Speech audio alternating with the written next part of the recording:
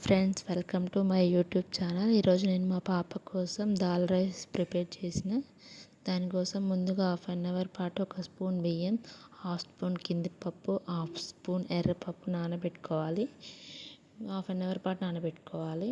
అలాగే చిన్న piece onion, చిన్న పీస్ టమాటా సన్నగా తరిగి పెట్టుకోవాలి. మంచిగా వీడియోలో చూపించుకుని చిన్నగా తరిగి పెట్టుకోవాలి. స్మాల్ పీసెస్గా తరిగి పెట్టుకొని, ఇప్పుడు మనం స్టవ్ మీద బాండి పెట్టుకొని 1 స్పూన్ అంత నెయ్యి, ఒక స్పూన్ కంటే కొంచెం ఎక్కువ నెయ్యి వేసుకొని హీట్ చేసుకోవాలి. హీట్ చేసుకొని కొంచెం ఆవాలు, కొంచెం జీలకర్ర, వీడియోలో చూపిస్తున్నట్టు తగినంత జీలకర్ర, ఆవాలు, కట్ చేసుకున్న ఆనియన్స్, కర్రీ లీవ్స్ అవి కొంచెం ఫ్రై అయిన తర్వాత ఫ్రై చేసుకోవాలి. స్పూన్తో కలుపుకోవాలి. బాగా ఫ్రై అయిన తర్వాత ఇప్పుడు మనం కట్ చేసుకున్న టమాటా కూడా వేసుకొని ఫ్రై చేసుకోవాలి.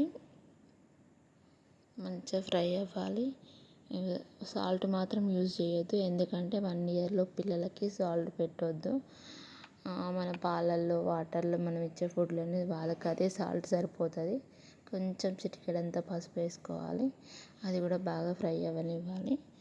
ఇప్పుడు ముందుగా నానబెట్టుకున్న రైస్, పప్పులతో కలిపి కడిగి క్లీన్ చేసుకున్నాం కదా, ఆ రైస్ని ఈ పోపులో వేసేసుకోవాలి. ఒక 2 కప్స్ ఆఫ్ వాటర్ వేసుకోవాలి.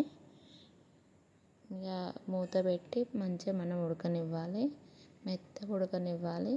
కుక్కర్లో పెట్టొద్దండి. కుక్కర్ వాడడం అంత సేఫ్ కాదు. అందులో చిన్న పిల్లలకు కాబట్టి కుక్కర్ వాడకండి. మూత పెట్టి మంచిగా మీడియం ఫ్లేమ్లో మంచిగా కుక్ అవ్వనివ్వాలి. ఇలా మెత్తగా అయిన తర్వాత స్మాషర్ తోటి మెత్తగా చేసుకోవాలి. ఇప్పుడే నేను స్టార్ట్ చేస్తున్నాను. మా పాపకి ఇప్పుడు 9 months స్టార్ట్ అయినాయి. ఈ స్మాషర్ తోటి మంచిగా స్మాష్ చేసుకొని మంచిగా పెట్టుకోవాలి. ఇప్పుడు రెడీ అయినట్టే. Please like, share and subscribe my YouTube channel. Subscribe చేసుకోండి, సపోర్ట్ చేయండి ప్లీజ్ అండి. మంచిగా మా పాప మాత్రం ఫస్ట్ టైం పెట్టినా కొంచెం ఇష్టంగానే తిన్నది.